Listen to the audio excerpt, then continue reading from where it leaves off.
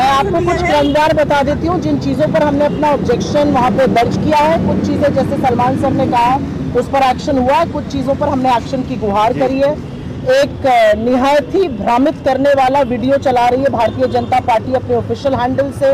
Ministry ने भी चलाया, तमाम नेताओं ने चलाया, तमाम मंत्रियों ने चलाया 2G को लेकर। कुछ 2G कोर्ट में हो चुका है कि कोई कल्पेबिलिटी नहीं है, तो ऐसा भ्रमित करने वाला वीडियो 10 साल बाद क्यों दिखाया जा रहा है, इसके लिए हमने उस पर्टिकुलर कंटेंट पर अपनी शिकायत दर्ज की है और चुनाव आयोग से अपेक्षा है कि उसको हटाया जाएगा।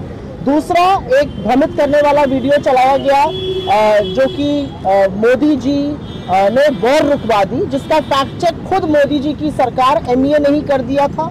और क्योंकि ये मॉडल कोड ऑफ कंडक्ट के पहले आया था, अभी भी लगा हुआ है, इस पर हमारी गुहार है और हमारी दरख्वास्त थी इलेक्शन कमीशन से कि ऐसे भ्रमित करने वाले वीडियो को हटाया जाए।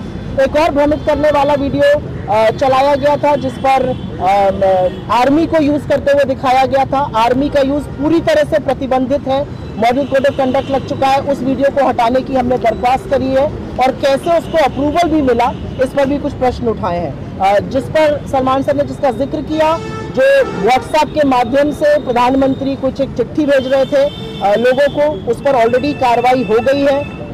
इन्होंने करी है कार्रवाई इलेक्शन कमीशन ने। उसके अलावा जो मोदी की गारंटी हैशटैग से एड्स लगे हुए हैं वो निकाले जाएंगे, चाहे वो मेट्रोज हो या कोई और होर्डिंग्स हो।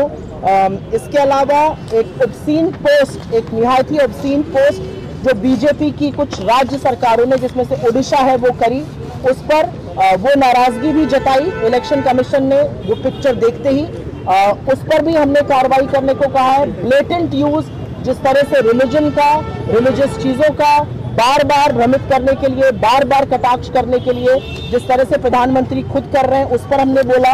हमने बीजेपी की सांसद शोभा करांजले जी के बयान पर अपनी आपत्ति जताई है।